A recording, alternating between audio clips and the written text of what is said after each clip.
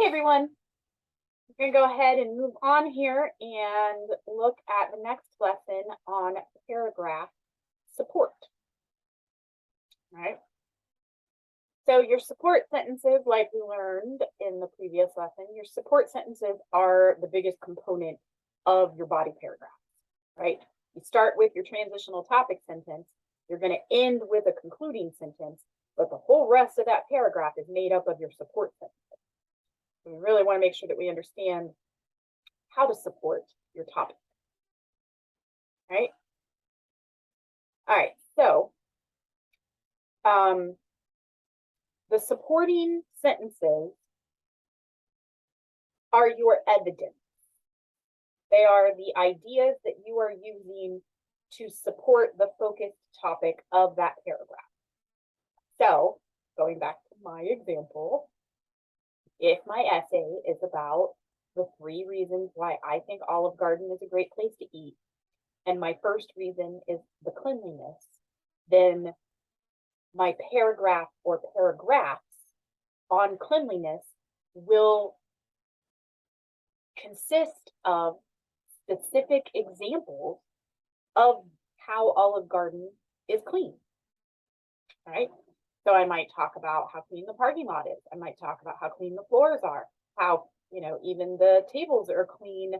They take the dishes off right away. So even, when guests get up and leave, the table hasn't been wiped yet, but is already cleaned off. And then they wipe it. And then maybe the bathrooms are also super clean, right? I would be providing the examples needed so that my reader can see and understand for themselves that what I'm saying about Olive Garden seems to be accurate, right? So if you go back, if you think to that, the first paragraph that we read in the previous lesson, changes in the family, right? We saw that the paragraph began with a focused topic sentence and that it stayed on topic, but it also used very strong supporting examples to explain each of the main ideas. The 3 main ideas that they used in that paragraph to convince us that changes in society in recent years have weakened family life are how the difference in mothers staying at home versus having to work now, how eating habits have changed from fully homemade meals to,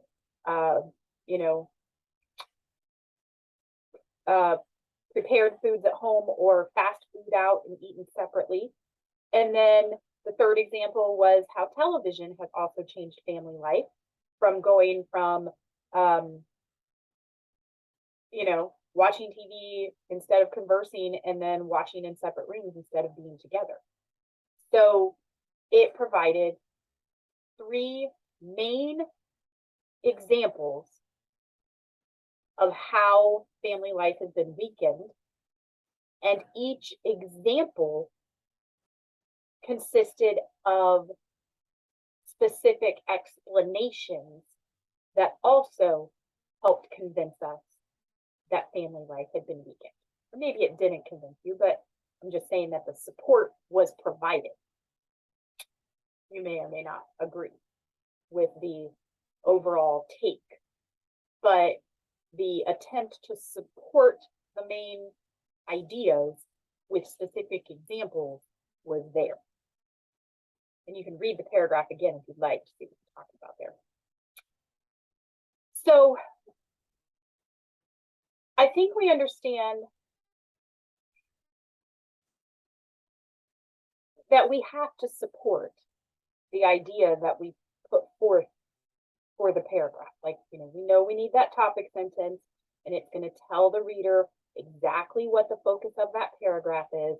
And we know we then have to explain that focus topic in some way. But one of the things that's tricky at first is the notion of specific support, right? So we're going to compare 2 paragraphs, right? One of them only provides very vague general support. like broad ideas. The other paragraph provides very specific examples and details for their support. Right? So, reasons for going to college. I decided to attend college for various reasons. All right, I know this paragraph is going to then explain some of the reasons why this person decided to attend college. One reason is self-respect. For a long time now, I have had little self-respect. I spent a lot of time doing nothing, just hanging around or getting into trouble, and eventually I began to feel bad about it. Going to college is a way to start feeling better about myself. By accomplishing things, I will improve my self-image. Okay. All right. For a long time now, I have had little self-respect. What's a long time? I spent a lot of time doing nothing. What does that mean? What is a lot of time? What is nothing? Just hanging around. What does that mean? Or getting into trouble. What does that mean? And eventually I began to feel bad about it. What does that mean? Depressed, unhappy, sad, mad? Going to college is a way to start feeling better about myself by accomplishing things. What are things? That can mean anything, right? So it's like you read that first section and you're like, okay, first reason that he decided to attend college is self-respect. Got it. But what did we actually learn about him? Not much. That's not anything specific. Like, okay, like you claim that one reason you're attending college is to gain self-respect, but we don't really understand why you didn't have any, how this is different, how this is going to help you. It's so vague. By accomplishing things, I will improve my self-image. Another reason for going to college is that things happened in my life that made me think about a change. Things happened. For one thing, I lost the part-time job I had. Okay, what kind of part-time job? When I lost the job, I realized I would have to do something in life, so I thought about school. I was in a rut and needed to get out of it, but did not know how. What does that mean? I was in a rut. What does that cliche phrase even mean? But when something happens that is out of your control, then you have to make some kind of decision. What do you mean when something happens that's out of your control? You have to make some kind of decision. None of that really tells me anything. I still don't really know why he's thinking about a change and why college seemed to be the answer. Right? The most important reason for college, though, is to fulfill my dream. I know I need an education and I want to take the courses I need to reach the position that I think I can handle. What is your dream? What is the position? Only by qualifying yourself can you get what you want. What does that mean? Going to college will help me fulfill this goal. What is this goal? You still haven't actually told me anything. These are the main reasons why I am attending college. All right, I mean, self-respect, change, goals. But I still really don't know anything. Let's take a look at another example. Why I'm in school. There are several reasons I'm in school. First of all, my father's attitude made me want to succeed in school. One night last year, after I had come in at 3 a.m., my father said, "Mickey, you're a bum. When I look at my son, all I see is a good-for-nothing bum." I was angry, but I know my father was right in a way. I had spent the last 2 years working at odd jobs at a pizza parlor and luncheonette, trying all kinds of drugs with my friends. That night, though, I decided I would prove my father wrong. I would go to college and be a success. Another reason I'm in college is my girlfriend's encouragement. Marie helped me fill out my application and register for courses. She even lent me $65 for textbooks. On her day off, she lets me use her car so I don't have to take the college bus. The main reason I am in college is to fulfill a personal goal. For the first time in my life, I want to finish something. For example, I quit high school in the 11th grade. Then I enrolled in a government job training program, but I dropped out after 6 months. I tried to get a high school equivalency diploma, but I started missing classes and eventually gave up. Now I am in a special program where I earn my high school degree by completing a series of 5 courses. I am determined to accomplish this goal and then go on and work for a degree in hotel management. Wow. I certainly know this person a lot better than I know the person who wrote the previous paragraph. Now this person has provided all kinds of specific support, from the conversation with his dad and how he had been spending his time those 2 years, his girlfriend, and how much she has helped. He doesn't just say that she has been a source of encouragement or a source of support. He tells me exactly how. She helped him fill out the application and register. She's loaned him money. She lets him use her car, right? And then I know exactly what his goal is. He wants to actually finish something, and then he wants to be able to move forward and get a degree in hotel management, right? So I fully understand why this student is in school.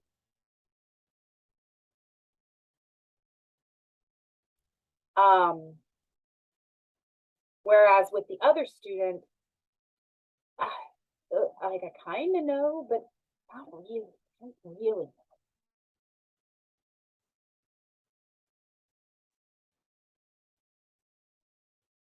So you want specific support. Be as specific as you can without being tedious with your details, right? All right.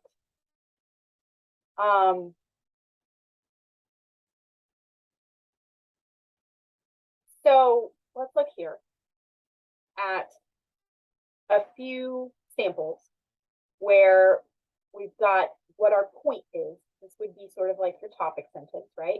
And then examples on, would this support be better or would this support be better based on which one provides the more specific support. So my cat is extremely bright. He knows how to solve problems. He also recognizes people he knows. My cat is extremely bright. When he gets lost in the basement, he simply grasps the door latch, pulls down on it, and opens the door. He also distinguishes between family members and strangers. When a classmate of mine came by last week, my cat jumped on my lap and rubbed himself against my face. He refused to go near our guest. So obviously the second example is the one that provides the most specific support. And obviously the length of the two is kind of a clue. There's really no way to be super specific with only 2 short sentences. Don't let that fool you, because that's not always going to be the way to tell which one is best. Because again, the 2 paragraphs we just looked at were about the same length, right? But one of them was clearly more specific than the other. So take a look here. Blue Stem is my favorite restaurant. The food is very good. The decor and atmosphere are really cool, making this a really popular place in town. In fact, it's one of the most popular places in town. Also, the staff is friendly. Okay, the food is very good. What does that mean? The decor and atmosphere are really cool. What does that mean?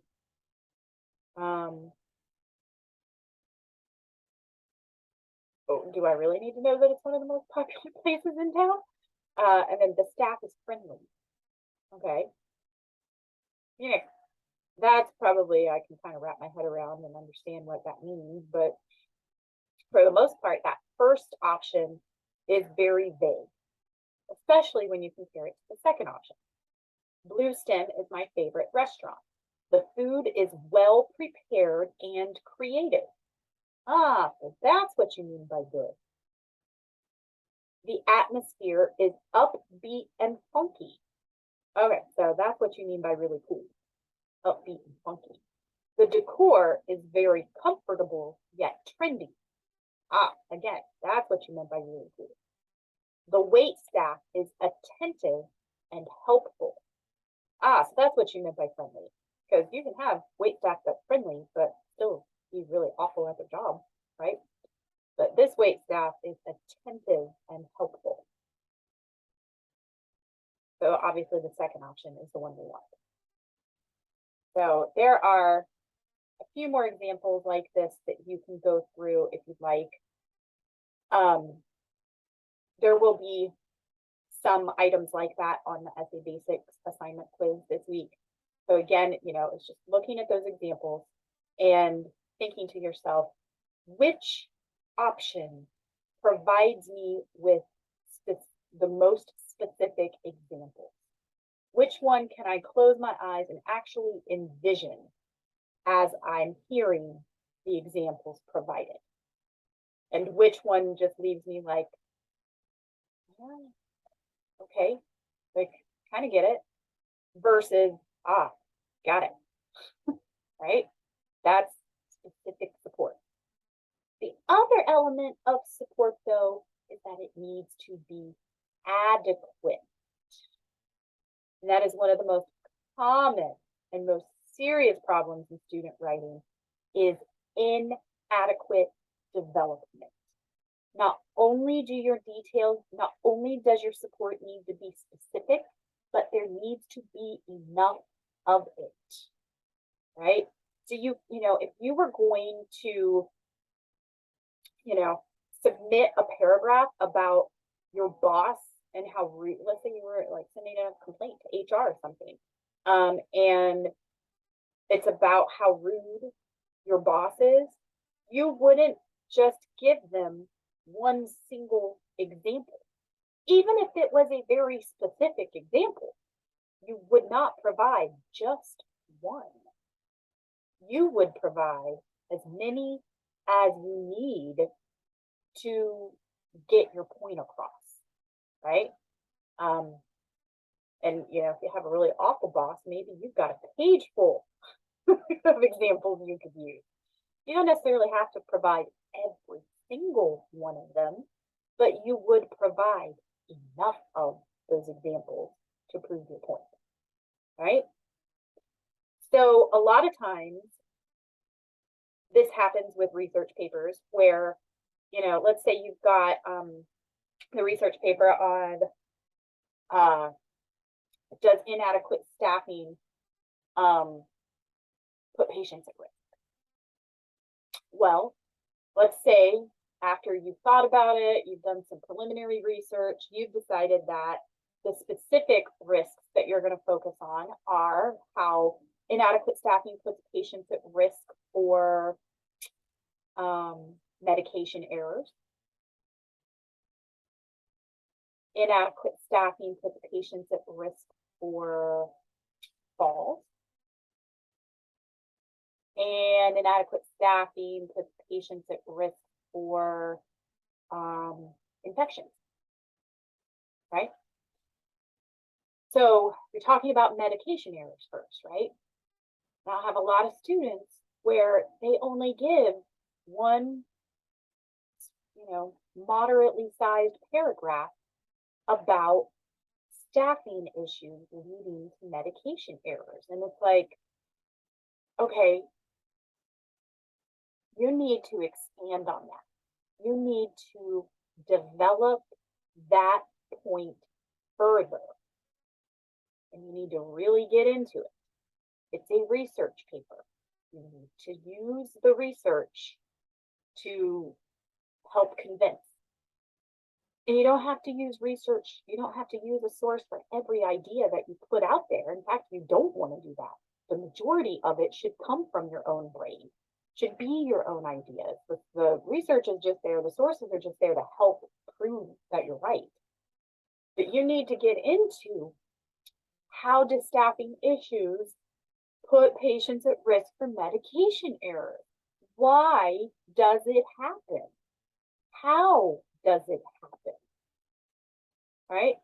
So a lot of times when I will tell students that they need to develop a paragraph more, instead of actually developing the ideas and providing additional examples or going into more explanation of their examples, what they do is they repeat themselves and give very wordy generalities, right? Fluff, as some of us like to call it. And that is not effective.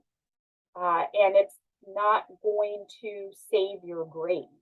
It's not going to fool anybody.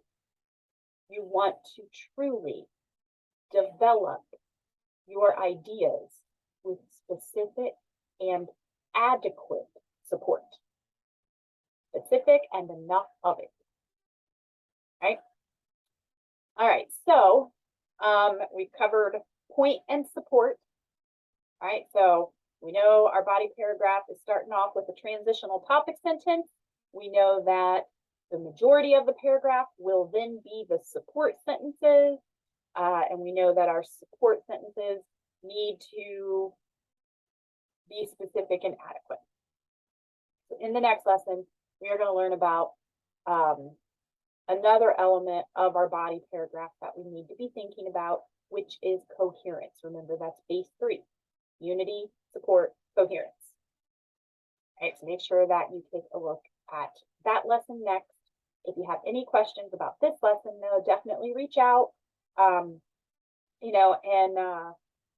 Hopefully, though, and don't forget, you can come back to this lesson while you're working on the essay basics assignment, and even down the road when you're working on your rough draft and making revisions, you can come back to these lessons. But if you have questions now, reach out. Otherwise, go ahead and move on to the lesson on coherence when you're ready.